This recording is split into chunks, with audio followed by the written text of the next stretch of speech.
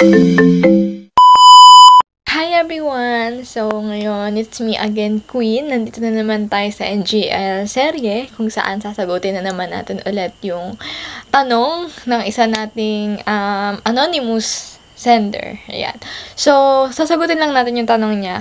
Wait lang. Takot ka bang magpalaya? Ano po yung mga natutunan nyo sa mga pagsubok na tinahak nyo from anon? So, ayun, dun muna tayo sa tanong na takot ba ka magpalaya ng tao. Para sa akin, hindi. Dati takot ako eh. Kung babalikan natin yung edad, kung 16, 15, 17, ganyang edad, oo, takot ako magpalaya. Pero, sa age ko ngayon, parang, sige go, umalis ka. Meron kang freedom na humanap ng kapalit. Humanap ng taong magiging kung saan ka komportable, kung saan ka masaya. Hindi naman sa mataas yung pride ko. Kumbaga kasi, ibibigay ko lang kung saan siya masaya at kung ano yung gusto niya.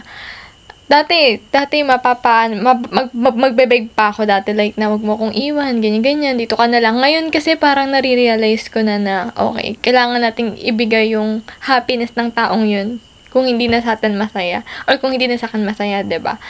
So, proceed tayo sa next question. Ano daw ba yung mga natutunan ko sa mga pagsubok ko sa buhay? So, simple lang.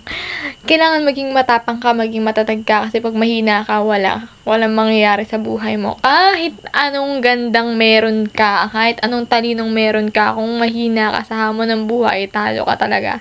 And syempre mga bading, kailangan din natin ng prayer, kasi why not? Diba na si God yung magsusurvive sa'yo sa pang-araw-araw na buhay, ganyan. So, syempre bading, alam nga naman na magpatulong tayo sa ibang tao. Syempre, sariling battle natin. Tayo din dapat ang gumagawa ng sarili nating solusyon sa battle na yon. So, marami kasi akong natutunan, no? Pagdating sa love, sa life, 'di ba? Yung love kasi pwede pa yan, pwede pang maulit yung mga ganong senaryo.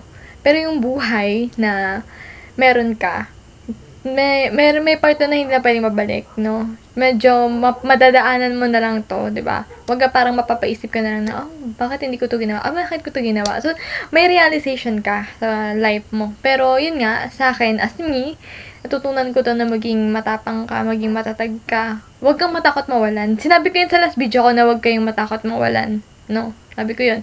Wag kayong matakot mawalan. Bakit? Kasi kapag alam ng tao na takot kayo na mawalan, mas magiging sila na magiging assumer sila na takot naman yung mawala ako. So, okay lang na gawin ko yung mga bagay na 'di ba?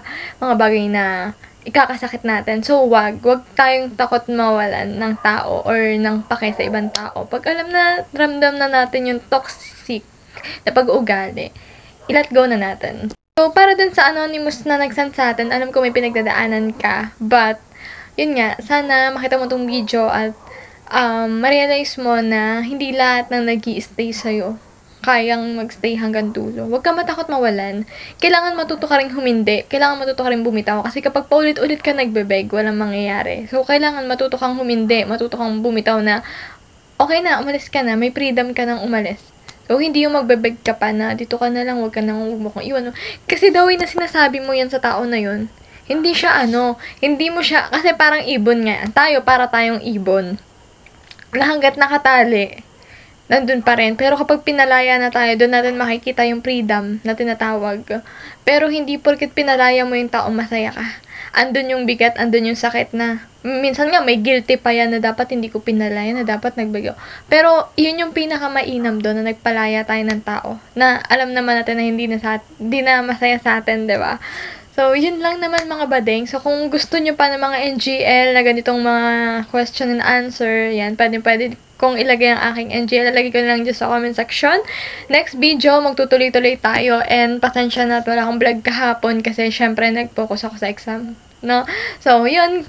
Abangan nyo na lang yung mga next video ko at shoutout ko na lang yung mga nagpapadala sa akin from NGL. Yes, magkita-kita tayo sa next video. Yun lang guys, and magandang araw sa inyong lahat.